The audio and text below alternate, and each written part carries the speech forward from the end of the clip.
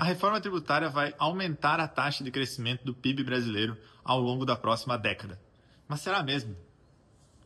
Pessoal, queria trazer, na verdade, nesse vídeo aqui só uma reflexão sobre alguns exercícios aí de futurologia que a gente vê o tempo todo, né?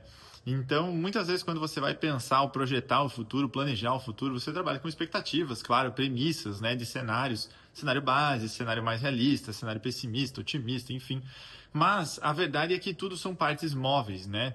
São inúmeros os fatores que influenciam a economia, principalmente a economia global, né, no sentido aí da macroeconomia, né? E aí você tem muitas vezes afirmações, quando se trata da reforma tributária, de algumas pessoas dizendo, olha, a taxa de crescimento do PIB brasileiro vai ser 20% maior graças à reforma tributária ao longo dos próximos 10 anos. Então vejam, se o PIB brasileiro cresceria 3%, ele vai crescer 20% a mais, então vai crescer 3,6% em determinado ano, supostamente em razão da reforma tributária. Acontece que correlação não implica causalidade, né? O que eu quero dizer com isso? Só porque duas coisas acontecem ao mesmo tempo, não quer dizer que uma causou a outra, né? Mesmo que o PIB brasileiro crescesse mais depois da aprovação da reforma tributária, o que eu até acho improvável, isso não quer dizer que foi causado pela reforma tributária.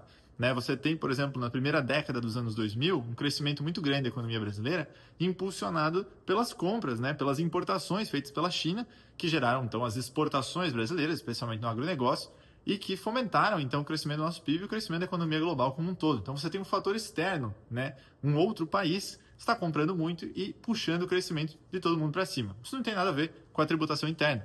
E muitas vezes você vai ter aí pessoas se apropriando dessa narrativa e dessa justificativa para dizer que daquele determinado período o mérito foi dos empreendedores, ou foi do governo, ou foi de qualquer outra coisa. Mas é muito difícil implicar causalidade. Correlação não implica causalidade. Então, pessoal, sempre desconfie se você vê um dado muito abstrato para um período muito longo, como algo assim: a reforma tributária vai impactar em X% a velocidade de crescimento do PIB brasileiro na próxima década?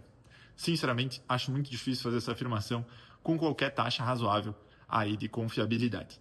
Obrigado por nos acompanhar aqui nas redes. Seguimos à disposição e vamos continuar produzindo aí conteúdo sobre a reforma tributária.